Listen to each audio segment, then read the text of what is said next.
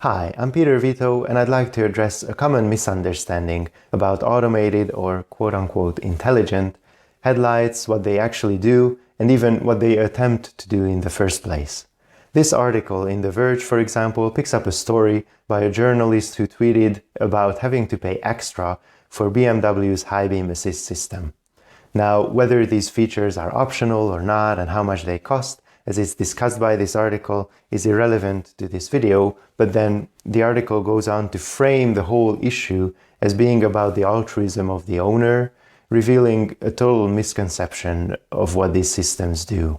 They write, "The rest of us are depending on BMW drivers being such good citizens that they'll spend their own money to avoid showing off the power of their blazing headlights, all because a car company logged a perfectly good public safety feature behind the digital paywall." Okay, so what does high beam assist actually do? It switches the high beam on and off so that the driver doesn't have to. If all works well, from the outside this should look identical to when the driver just manually does what they are legally required to, that is, switching to low beam when other road users are around. This is just the first level of automated headlights. In Japan or Europe, for example, there are also more complicated systems on the road, generally called adaptive driving beam or ADB. And here in this case, instead of switching the high beam completely off when another vehicle is detected, the shape of the beam is altered so that less light is projected towards other road users. You may already see where this is going, but let's just make it clear by a quote from the NHTSA.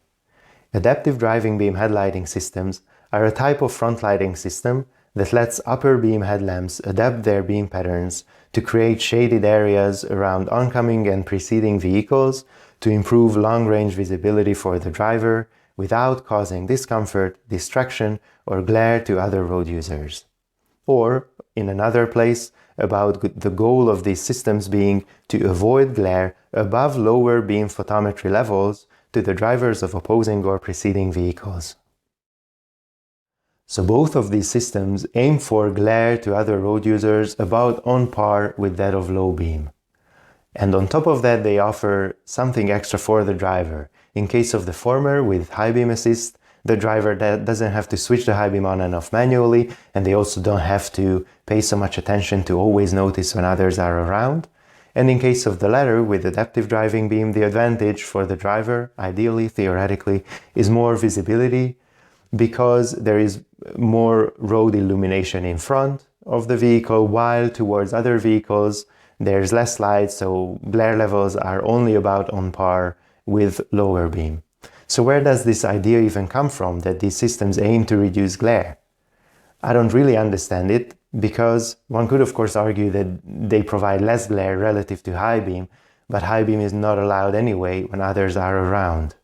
And theoretically, ADB could reduce glare even below the levels of regular low beam, but as we've seen, that's not the primary goal here.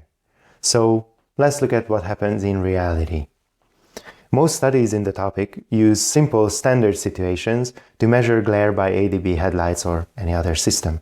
And manufacturers design the systems for these most common and simple scenarios, and therefore these studies typically show that ADB does remain within the limits of lower beam. Again, that doesn't mean a reduction of glare, but it is at least not more than what is allowed.